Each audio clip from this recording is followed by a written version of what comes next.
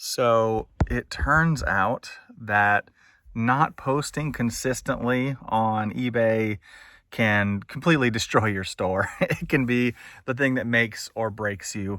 And I found that out the hard way because you may have noticed last week I did a video, but I didn't do a video on what sold. And that was just because my house itself sold. We put our house up for sale and expected it to take months and months. It was on the market for 4 days, and within 4 days we had 3 offers and it sold like immediately.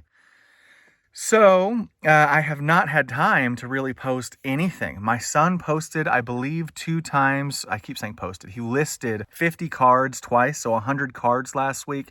I listed nothing because we have the inspector coming this next week to do the inspection for our house. And then our house is closing on July 28th.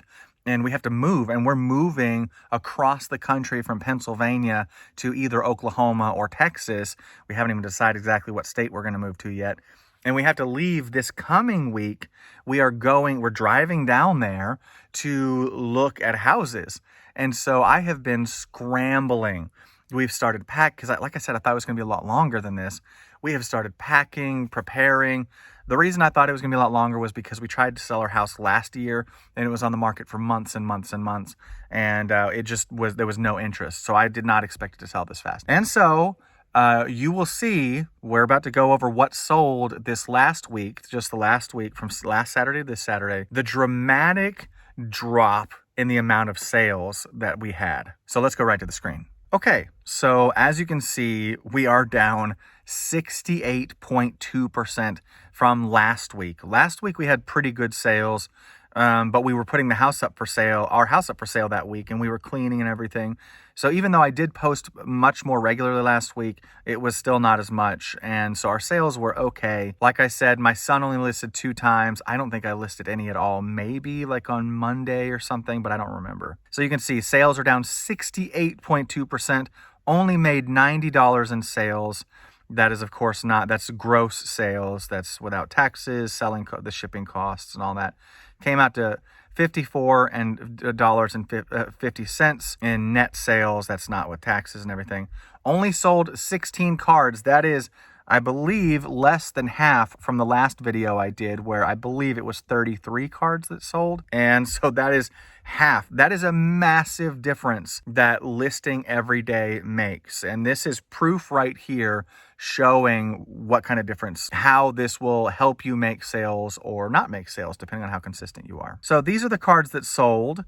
This one, it was so funny. This week there were cards that sold that we put up and I didn't really ever expect to sell. This one, Springtime on the Desert near El Paso, Texas. This is one of the very first ones. This is the custom label. This is number 100. So literally day 2 of selling postcards, just a bunch of cactuses.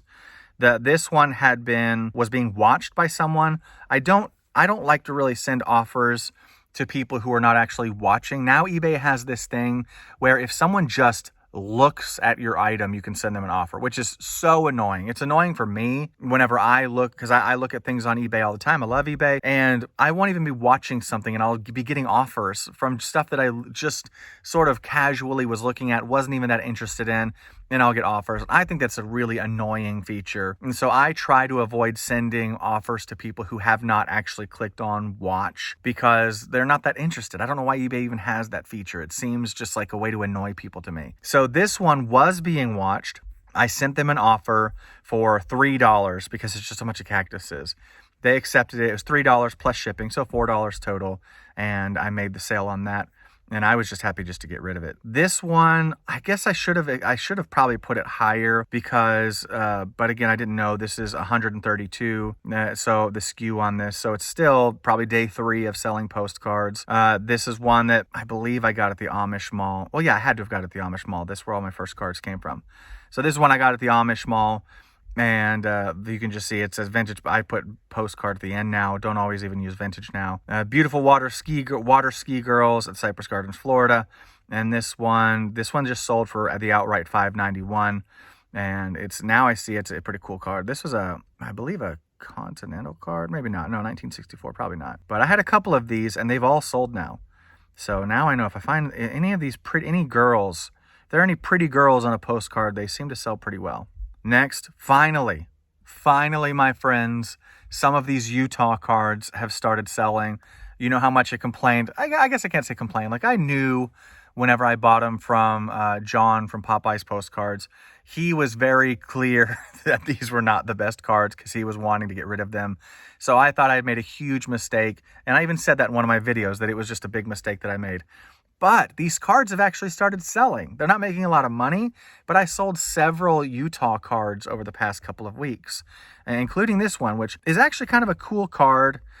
This one, I believe I also sent an offer on this. Someone was watching it. I usually send an offer for $3 when it's a card I'm just trying to get rid of. If it's been in my store for a while, I'll send lower offers because at that point I'm just trying to get it out. So I sent an offer for $3 on this plus $1 shipping, so $4, which again, for a Utah card, I would have to look it up, but I think I spent like $35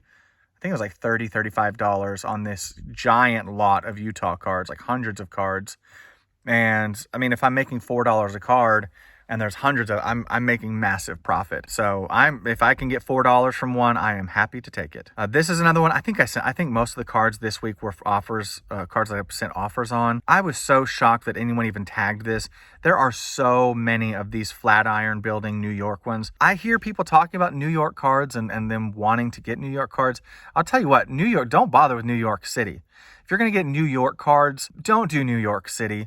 Maybe I'm wrong. I'm still new at this. But go for cards that are like upstate New York, somewhere else. New York is fine. Not Niagara Falls, not New York City. I have about 1 billion, obviously exaggerating, like 1 billion. I have so many New York cards, and so many of them are just the Flatiron Building, the Empire State Building. And it looks exciting because I sold one here, and there's another one in a minute you'll see that I sold.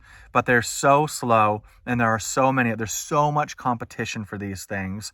It's just not worth it. I will avoid getting New York City cards from now on. But this one sold. I'm sure it was an offer for $3. So again, I have tons of these Flatiron Building cards, so I was happy to get them out. And I really believe adding the horse and buggy keywords was a big help too. The Empire State Building, the tallest building in the world. What's the SKU on this? 487, yeah. So it was just a few days into doing this.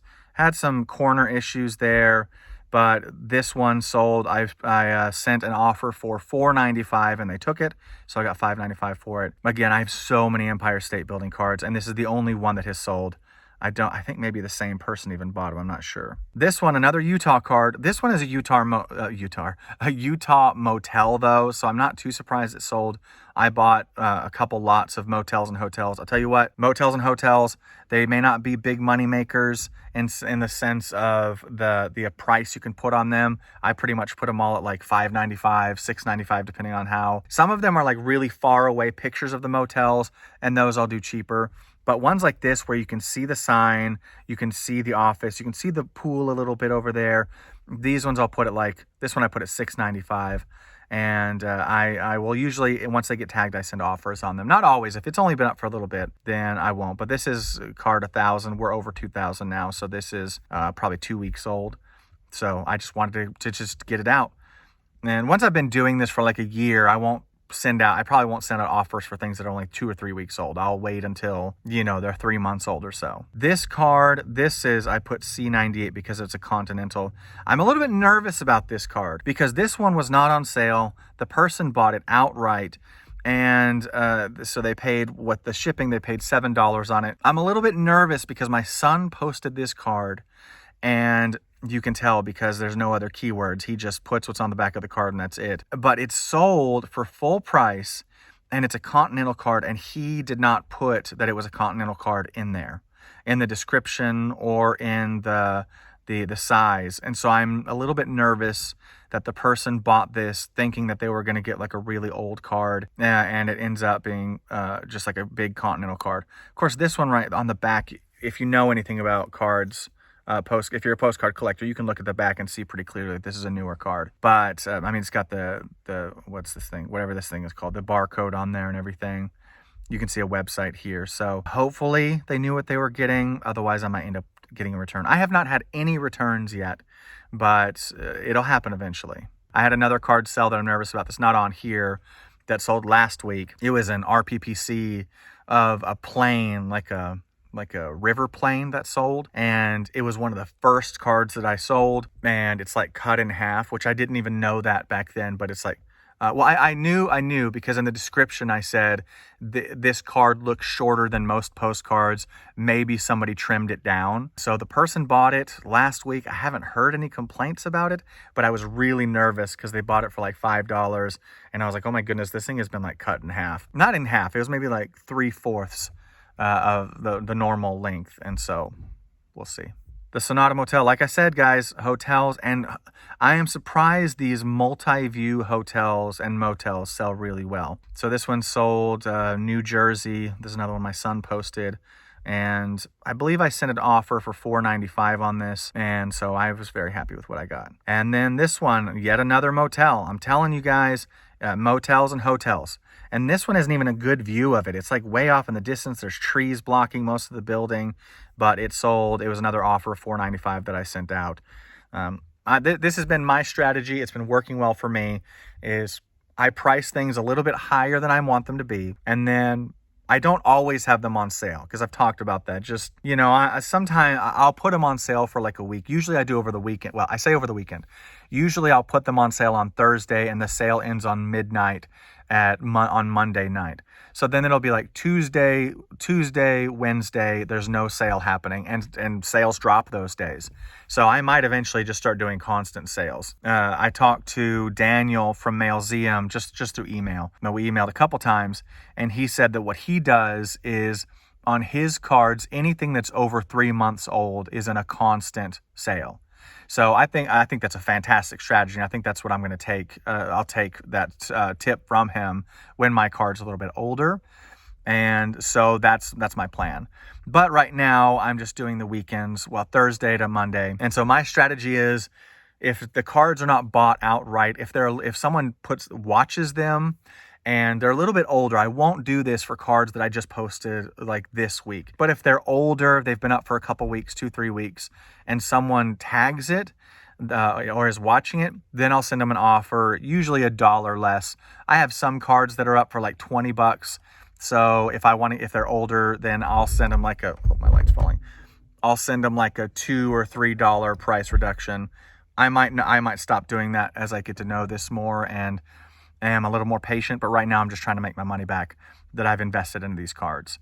So that's what happens with most of them. So that is where we're at this week. I sold more cards. Like I said, there are 16, but I don't know if you want me to show every single card. It seems like it'd be kind of tedious to show every single card that's sold, especially as we get more and more into this and more cards are selling. Of course, now that we're moving, we're going to Texas next week, so I won't be listing very many cards, and I'm going to put my store in vacation mode. And then for the next month, as I prepare to move, I can't imagine I'll be listing every single day, but I'll still keep doing updates as best I can, let everyone know what's going on. And then once I move down to wherever I'm going, then I'll be able to get back on track. But I am going to do a video. I still haven't made the video of the postcards that I did the unboxing for that smelled really musty. I'm going to do a video on that this week. Before I go, I'm going to do a video testing the method that several people have told me about in getting the smell out. And that's probably what will go up this following Saturday when because I'll be on the road at that point, and I'll probably post that video then so that you can all see what the results are. All right. See you soon. Thanks for watching.